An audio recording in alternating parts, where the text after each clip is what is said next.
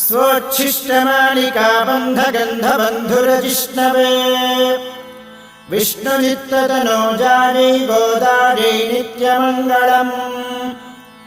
मादृशा किञ्चन त्राणबद्धकङ्कणपाणये विष्णुचित्ततनोजायै गोदायै नित्यमङ्गलम् श्रीमत्यै विष्णुचित्ताख्यमनोनन्दनहेतवे नन्दनन्दनसुन्दर्यै गोदायै नित्यमङ्गलम् कर्कटे पूर्वफल्गुण्यां तुलसीकाननोद्भवाम्